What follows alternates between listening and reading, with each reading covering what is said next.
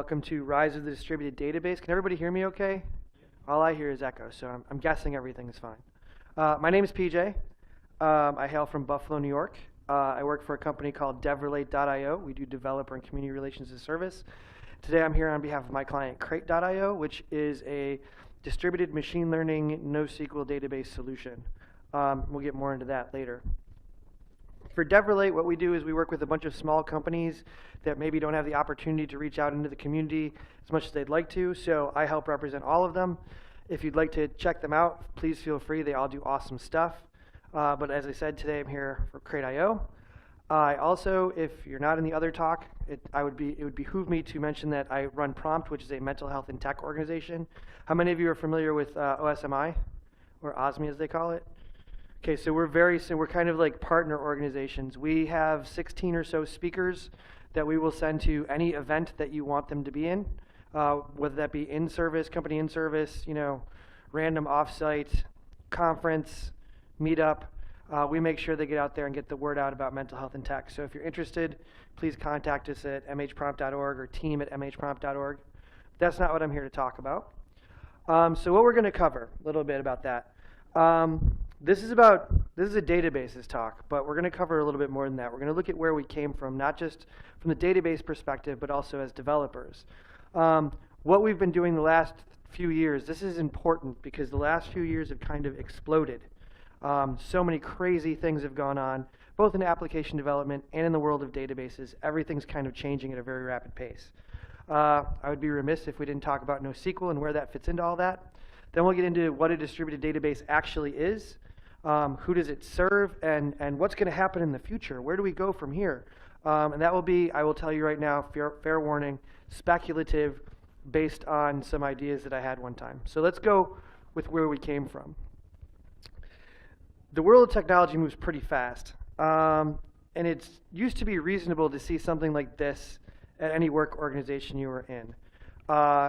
It was great. There were a lot of wires. We had little pet servers with cute, nerdy names. We loved them, and they were our friends. And it was probably about 112 degrees Fahrenheit in this room. And at any point in time, it was a humongous fire hazard, but it was the way it was. You had the ability to do whatever you want. And right now, I think a lot of people, especially younger people, when I've given this talk, have looked at this and said, why would anyone do that? That's insane. That's absolutely nuts. But this is the way that we started. When we started building web-based applications, we had to have a way to get it out onto the web, so we would pick the most random closet in the office that we worked in and shove as much shit into it as we possibly could, and hope that someone had enough know-how to figure out what all those wires were connected to. This is where we began as far as web application development. As far as databases, it goes back a little bit further than that. They've been impressive in growth, similar to application development. But in the beginning, it was just kind of like, where is there a repository of data? I use this example. A lot of younger folks don't know what this is. This is called a card catalog. And if you wanted something from the library, you had to know something called the Dewey Decimal System. This was drilled into kids my age, ad nauseum. At least once a week, we had to go to the library. We were told to find a thing with no information. And we had to go look it up, find the Dewey Decimal System check thing, and then walk through the library and desperately hope we could find the matching, letter number combination and hope for the best. But it was essentially a database. It was a repository of references. If you really want to get strict about it, it was an index. The card catalog was an index that would help you get to the data you needed. At any rate, as we moved on, we started to change things. We didn't use the card catalog. We started actually using punch cards and computing things and putting them into systems. Then we moved on to spinning disks, and you needed a huge stack of spinning disks or even magnetic tape to get your data and get it back. And the interesting thing here is the one thing that hasn't really changed is the query. When I had to go to the library, I had to say to myself, all right, I need to select a book from the stacks where it's about the American Revolution and Paul Revere. So that was essentially a query. Granted, when I was 8, I wasn't saying that to myself. I'm not going to try to claim any super cool database knowledge from when I was young, but that's essentially the process that went on in my mind. Select star from. Pretty simple. Give me something when these conditions are met. There were no primary keys or secondary keys, left outer joins. There was none of that. And a lot of people say, wow, it's amazing we were even able to retrieve data. So something to remember back from those days, and even before my time, We were collecting data already, and we were already computerizing that data. If you look at some of the information that was going on back in like the late 60s and early 70s, things like the moon landing, they were trying to computerize all that and put it in a way that we could understand. Unfortunately, technology moved so fast that a lot of that data is completely lost because there's no system that can read it anymore. It's kind of sad. We wanted to create ways that people who weren't database administrators and database geniuses, such as myself at the library at 8 years old, could interact with this data. As businesses started to understand the use of data, they saw the wider perspective and that more people needed to see it. So more people needed to interact. So we started to build abstraction layers between ourselves and the database itself. We used great tools, Visual Fox Pro, Microsoft Access, and this way we could dynamically move information around the database and get it into what we needed to. So this is a fun fact that I learned recently when I was researching this topic. Microsoft Access is still one of the most widely used database tools in the world. Take that in for a second. I choke on it every time. Like, Access, my God, what a horrible thing. And I want to say a little thing about abstraction layers because I think they're interesting. In the case of databases, they were great because people who were in sales or not traditionally tech-minded or whatever we were calling them back then when we started using things like Access, they had the ability to now access these things, which is wonderful, but at the same time, developers started to move away from it. As I mentioned last night, we were at dinner, and I haven't done PHP in a while, but I was in the Ruby world for a very long time. And my first Ruby job, we had this big application that we built, and in Ruby, you are kind of divorced from the database. Like, it builds an abstraction layer between you and the database. So when something went wrong, these guys didn't know how to write queries. They were like, well, what are we going to do? We need to figure out this information. Why isn't this information moving from one place to it? Our tests run the way they expect it to, and it should be working, but why isn't it? And I would go into the database and do a select statement, and they'd be like, oh my God, you're a genius. And I'd be like, well, yes, but that's not the point. The point I'm trying to make here is that abstraction layers can sometimes move us away from the application level and move us away from the database level in a negative way, and we need to be cognizant of that. We need to keep those skills up as developers because they're very important. In the meantime, we started to move out of those gross, disgusting, smelly closets with gigantic wires coming off all over the place. We were learning that it was important to move our environment to a place that wasn't in the same building as us. Hence the rise of the co-location facility. Colos were kind of like larger versions of the deep dank closet. You were often sharing a rack with some other organization, and if something went wrong, you had to drive down to the colo and figure it out. Sometimes you had to wait. If you were in a stack with someone else who went wrong, there's a possibility that you were also going wrong, and you will never troubleshoot what the problem was because it has nothing to do with you. But it was a step forward. We weren't, if for some reason, and I don't know why everyone, I've noticed in tech, everyone's worried about someone getting hit by a bus and everything starting on fire. So we were avoiding that everything starting on fire situation where it wasn't with us. The servers weren't with us. They were somewhere else. So we're taking steps. We didn't have to, you still owned your own equipment, but you didn't have to have it in the same place. So, costs went down, things got better. It's a long road to even get to where we are now. This is, I'm coming up to the last 5 to 10 years. All these factors, the closets, the crappy databases, the abstraction layers, we've moved so far from the basement into the boardroom and from the closet to the colo, from the tape reel and the card catalog to a proper digital database. When we look back, we can really see the value of where we are today. But the last 5 or 10 years has seen a lot of changes. In just the last 10 years or so, give or take, something grew. Colos were no longer sufficient to handle a decent-sized application, and our applications and our databases were getting huge. So we had to put it, we couldn't put it on site. That just wasn't going to be logical. So we needed something with high availability, stability, a reasonable OS stack that was good, and it was low cost. And we didn't want to throw more hardware at the problem. This was a solution that everybody had back in the day. Interesting. My clock timer just keeps clicking between two things. So this apparently, no matter what happens, this talk is only going to take 10 seconds. So we didn't want to throw more hardware at the problem. That was always the solution before, and we didn't want to bring it in. Enter the cloud. It was rickety at first. And I know, I worked at one of the first platforms as a service. And I worked in support, so I know exactly how rickety it was.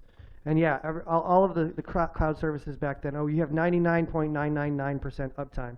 So you find out how long that is, that means you can still have 36 hours worth of outages a year, which is a significant amount of time.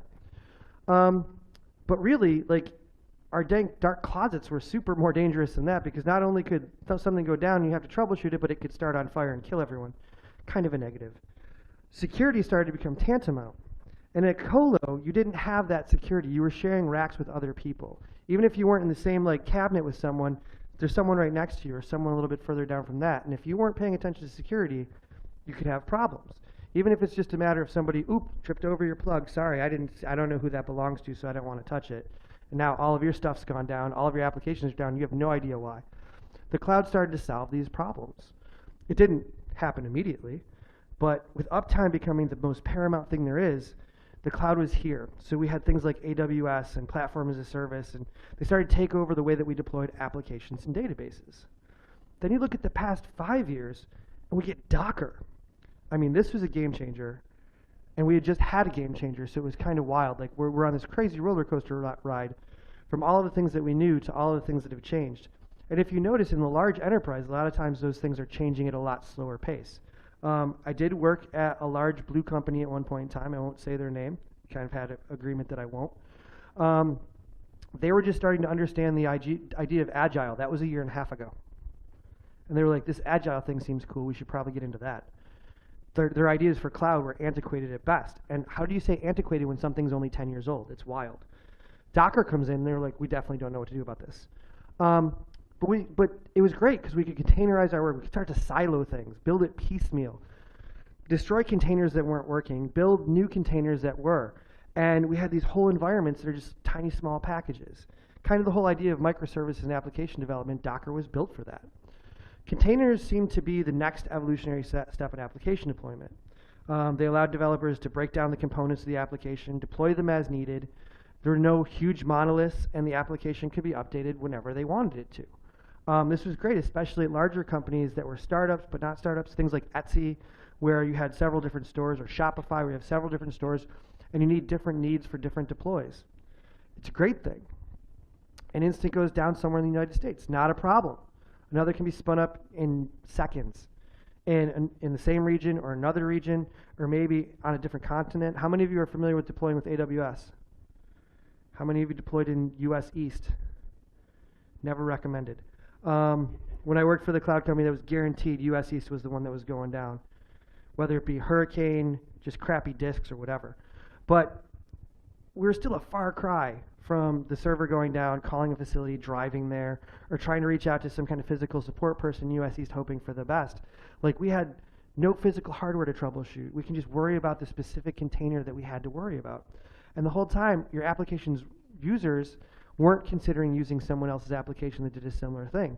They were sticking with you because you could get it back up in time. One note that I want to talk about too, we were kind of talking about this a little bit at dinner last night, is the concept in application, especially in web development, that we have as developers is kind of skewed. If we think something doesn't happen in 0.07 microseconds, milliseconds, my God, it took way too long. But the people on the other end, they care about one number, 4 seconds. They render a website and aren't getting some kind of feedback, some kind of information, something's rendering, they're going to hit refresh one time. They'll wait another 4 seconds, so you're at a total of 8 seconds. After that 4 seconds, they're like, screw this, I'll go Google something else that does the same thing. So that's what we have to worry about. But Docker, containers, Kubernetes, these are like a huge step in application development, but just a step. I want people to keep in mind that, you know, in many ways, we're still talking about a small step. Larger organizations move at a slower pace. Adoption of containers is like far from universal at this point in time. And it's still not, and you'll see a lot of the leaders in the Docker space saying, this is not the golden hammer, like, we're not done yet. There's other things that we can look into. Now at this point, you might be saying to yourself, wasn't this a talk about databases? Like, what is this dude talking about? And I know. The idea is we needed all of these pieces to get to where we are. And to be honest, the idea of the relational database hasn't really changed much over this time. PostGres and MySQL continue to put out updates and have little fixes and maybe little adjustments to the query language or stuff like that, but essentially they're in the same state they were in when they were created. A relational database hasn't really changed. So what do we need to move forward? In 2009, and no, that's not the exact date, we began to see a revolution in databases. For the first time, people began exploring the use of NoSQL solutions, non-relational databases, in their production environments. That's where the key difference comes. And again, this is not where NoSQL started. It started in the 90s with a guy named Carlos Strozzi. and he had a NoSQL solution that is primarily academic. Could he do something that wasn't a relational database? Also, so that we understand, when he created this, NoSQL doesn't mean no structured query language. It means not only. The O should really be capitalized. I didn't capitalize it because that's kind of the way we've accepted it. We could get into a whole NoSQL argument, just like we got into a GIF argument. It's GIF, you're all wrong. But at least this is the initial idea. Not only standard query language. So what did this mean? Well, to start off, it wasn't an easy transition. Of course, everyone, especially the big enterprises, were like, this is absolutely insane. There's politics and confusion. And was a document store non-relational? What does that mean? Could a full application handle things like sharded NoSQL? Is it true that there's a full web application that runs 100% on Redis? What the hell does sharded even mean? It sounds like a joke from a kid. To answer some of these, yes, there is an adult video site that runs 100% on Redis. It is heavily trafficked. It has no relational database attached to it. It is just Redis. It is just a document store. And they've never had a problem. It does not flop. So it took a little time for the dust to settle and for people to say, all right, let's start looking into this whole NoSQL thing. Let's see what happens. Let's see what the benefits are of having a much more lightweight database to use instead of the standard relational database, which can be kind of heavy as it gets bigger. Now, don't get me wrong, the old ways didn't die out.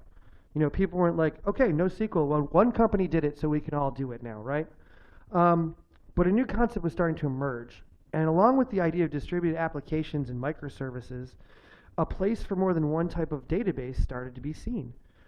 Stability, support from a larger community, NoSQL solutions suddenly became safe, and slowly, they had a more common place in the application lifecycle.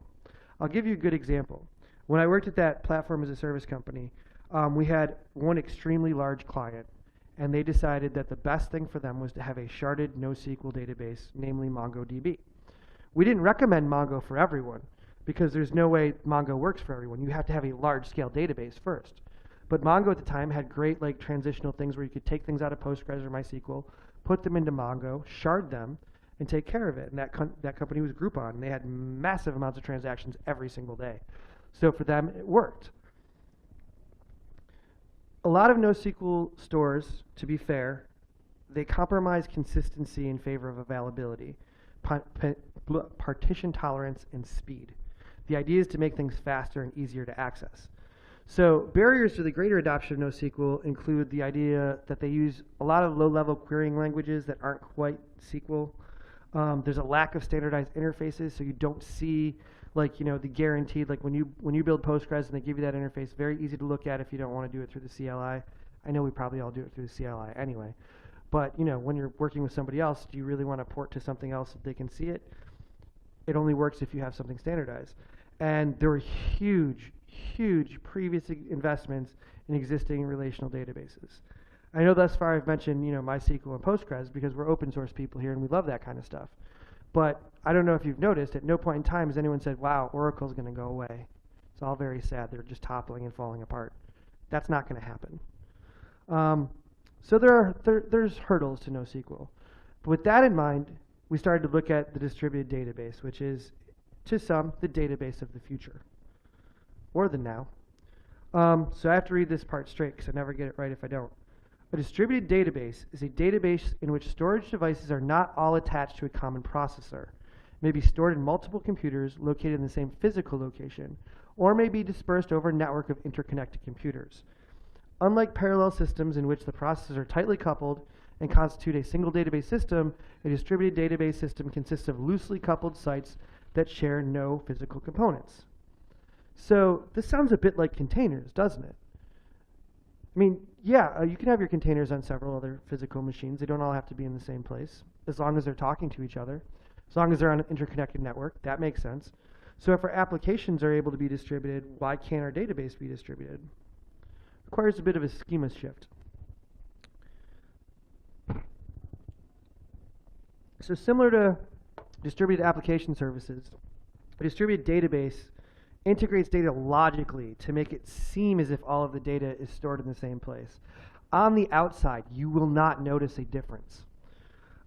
This means we can separate our functionality and our querying of the database into silos and lessen the burden on the application in general.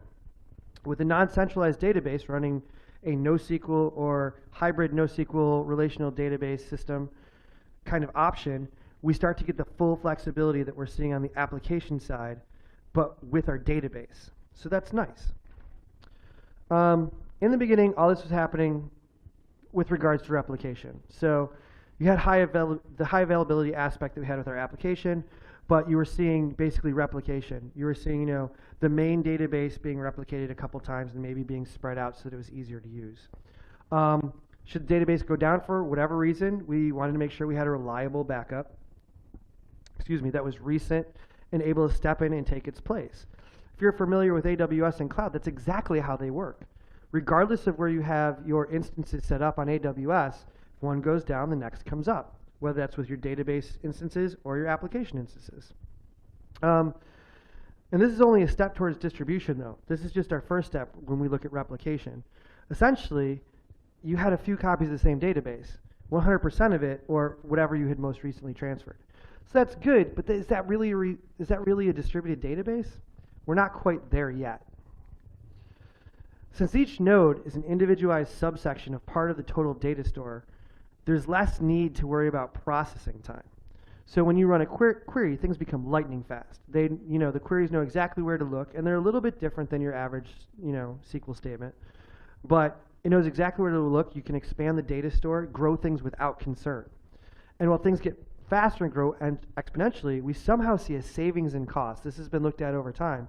And because they're moving so fast, usually when we look at applications or machines, the faster they get, the more processors they have, the more money you're spending. It doesn't work that way with distributed database. The faster it goes, the less load you're putting on the database, and therefore the less you have to worry about cost.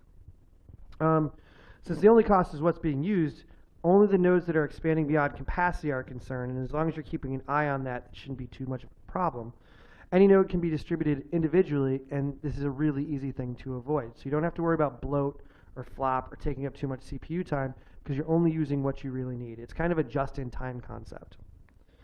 On the negative side, which is fair, we have to be fair, distributed databases grow in complexity really quickly. It's important to keep a handle on the architecture side of things. If you're not paying attention to that, things start to deprecate or fall behind. You might have one database that's several versions ahead of something else, and they're not going to be communicating properly anymore. Or they'll grow out of control, and all those cost savings that you're having are now completely lost by the fact that you're taking up an entire machine with garbage data. Additionally, the more fragmented a database becomes, the more concern you have for concurrency, which is always a concern when you're looking at a NoSQL solution. Of course, this comes with the idea of pushing the envelope and moving towards a new technology. All this is happening as we usher in the era of big data. How many people know about big data? Okay, I feel like that there were some very unsure hands going up there. That's fair. So big data, capital B, capital D.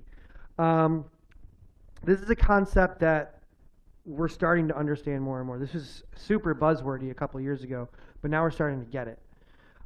It has 4 parts, as you can see from this lovely graph that I did not make. The 4 V's, they call them: volume, variety, velocity, and veracity. And I'll tell you what each one means. Volume is the easiest one. I have a lot of data. Okay. But even that requires a bit of perspective. What does a lot of data mean? I mean, we've been in this building. We've seen all these people working. I'm sure that they have huge volume of data going on. There's massive amounts of things going on here. When you look at Google, massive, massive, massive amounts of things. They probably have Hadoop clusters to coordinate all of this stuff. But if I'm running an application that starts off and I have 10 users and I have maybe 4 gigs of data a day or even a month, that doesn't seem like a big data problem until I have 100 users and now it's 40. Or maybe it grows even faster and I have 100,000 users. Well, now I have a big data problem. Variety is kind of the concern about what data are you even collecting. This seems to be in the news regular. What data is anybody collecting these days? If you have a simple form where you're filling out hey, I want to know how many people like the color blue. Yes, no, in your email. If that's all the data you're collecting, you do not have a huge variety of data. You have 2 pieces of data. If you're Facebook, you're collecting massive amounts of data. What do you like? What do you not like? Email address, login. Who are your friends? Who are your family? Who's that person you send a not so nice note to because they don't agree with your political views? Should we show you more about those political views or more about the political views you like? Massive amounts of data, huge variety. Facebook definitely has big data problems. Velocity is how quickly you take that data in. So going back to that earlier example, what's the difference between 4 gigs a day and 4 gigs a month? That's a huge difference. The first example, 4 gigs a day, that's a decent amount of data. That's not an unusual amount of data for people to be pulling in. 4 gigs a month, you don't have very high velocity. I mean, think of it the same way, the velocity when you do your sprints. Velocity is a concern of how much can get pulled in or used or manipulated or analyzed in a certain specific period of time. Veracity means truth. This is something that came up when I was working at that pass I was working at. So we were basically a platform you could deploy to a few different cloud services. You picked what you wanted. And we noticed that there were a certain number of people that would take advantage of our 30 days free or 300 hours of compute time free. And what they would do is they would get to like the 29th day and they'd shut down. And so our teams tried to look at like, why are they doing this? And even back then, this is 5-6 years ago, they were Bitcoin mining. They would spin up 3 or 4 AWS instances, mine Bitcoin for as long as they could, then an hour short of being shut down, they would shut it down themselves. We would never make money off those people. It was super shady. Is this true data? Is this veracity? No, that is not what our platform was built to do. Was it true data for the security team? Absolutely, they needed to know it. But it's not something that we could say, okay, so here's what our user base is like. Let's really focus on the blockchain. We're going to pivot to video and then blockchain. So big data is a huge, huge deal, especially as companies grow and get bigger and bigger. Luckily, one distributed solution, this is the pitchy part, sorry. One distributed solution is CrateDB. It's open source. It deals with distribution in similar ways to containerization of applications. The concept is to allow piecemeal changes to be made to the data schema while not affecting the overall operation of the database itself. It's pretty cool. The thing I like most about it is it's open source. So if it doesn't do what you want it to do, make it do what you want it to do. That's how open source works. If you don't like it, you can complain, you can put in support tickets. That works too. But the biggest thing to learn something is to actually do it. So I highly recommend getting involved in a project. So that's great now. It's all wonderful. But where can we use these distributed databases? That's the biggest question I get when I do this talk. With the advent of IoT and especially large-scale industrial production, databases like these working in a production environment, they need to be queried, they need to be changed, they need to be updated, all while functioning with the devices associated with the data. It is a necessity. I'll give a perfect example. One of Crate.io's biggest customers, they do bottling. I guess, I don't know how accurate this is. My numbers might be a little off. They do approximately 400,000 Coke bottles a day.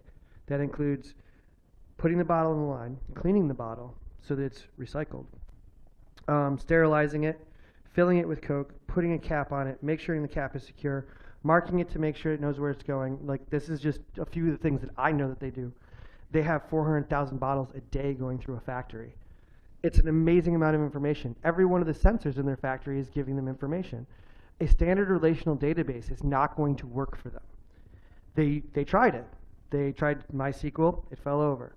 They tried Mongo, it fell over. They tried PostGres. They kind of got what they wanted, but not quite enough of the speed that they needed. They weren't seeing the information feedback in real time. So luckily with a distributed database, they could say, okay, well, here's a database for the cleaning the bottle machines. And here's the database for the putting the caps on the bottle machines. And here's the database for the filling the So they had all of that information. They could see it all in one convenient dashboard because Crate would pull in all that information, push it to their Postgres. They had standard dashboards for Postgres, and they were able to look at it. So a hybrid solution that works perfectly well. As an application connects to physical devices, there's just a huge flood of information. Like even right now, like your phones are connecting to either the Wi-Fi or the LTE that's somewhere in Boston, rumored to be, don't really know for sure, but it makes playing Pokemon Go very difficult. Flood of information. My clicker's interfering with that. The HDMI cable, there's a Bluetooth, there's all this stuff that's going on in this room. There's tons of information from devices going on just to communicate within this room, much less a factory where there's tons of things. So think about that. Like, this is a perfect solution for a distributed database. You can silo the information you need. Data science and forensic applications, big data warehouses and analytical engines. Great purpose, great place to use a distributed database. Some say this is a limited sector of tech, but I think that the example that I used earlier about the people who are Bitcoin mining off of a platform as a service, perfect example of why you need to be able to track these things down.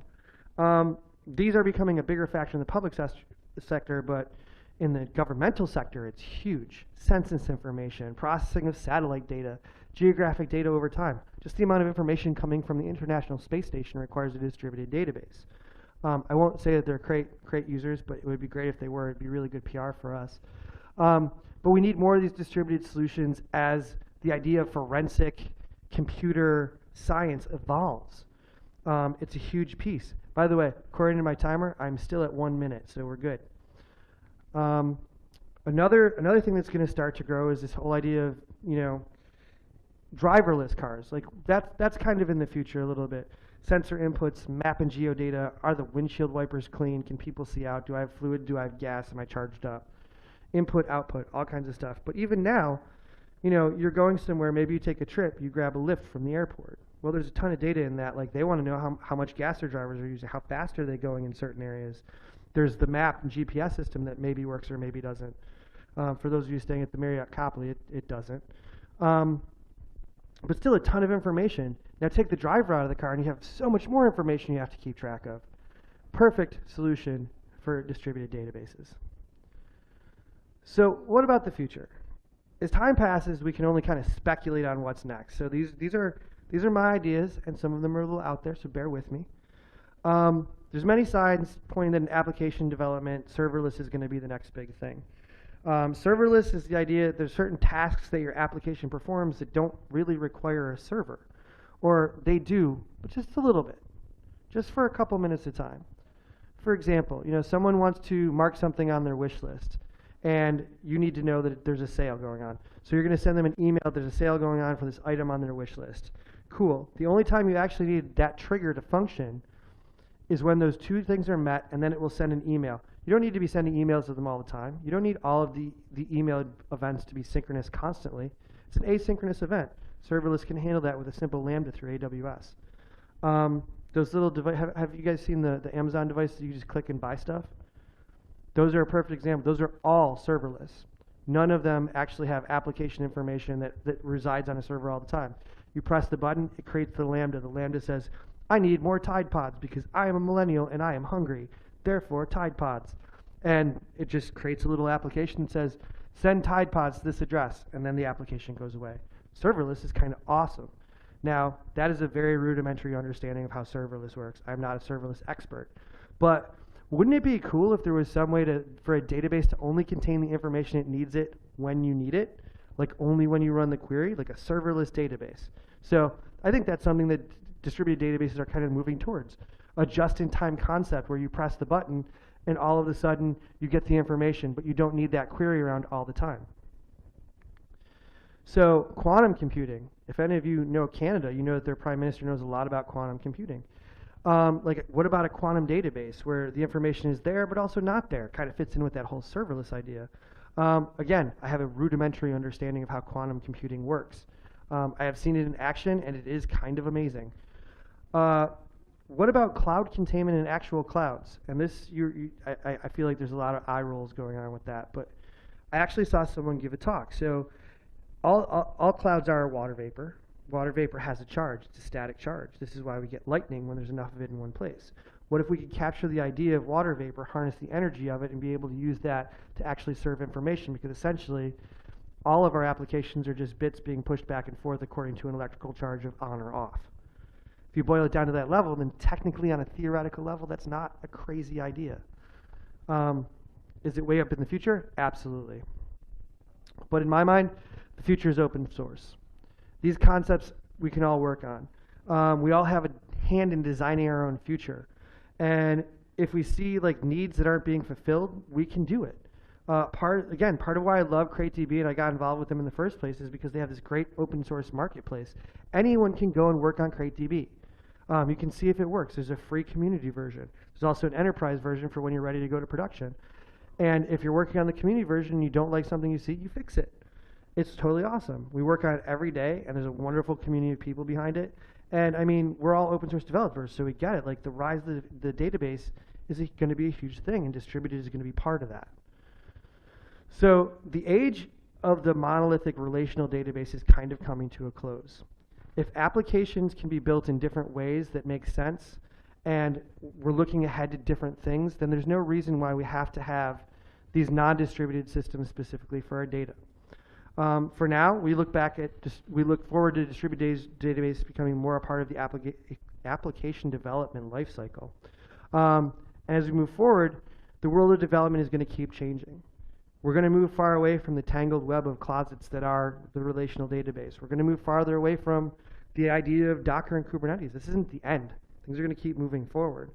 And we have to keep being aware of that so that we can make sure that as developers, we do a better job of communicating the needs of our users and the needs of our application to the people who give us the money. So with that, thank you very much. I'm happy to take questions. I know the room's so full, so make sure your hand's up way high. All right, well, thank you very much.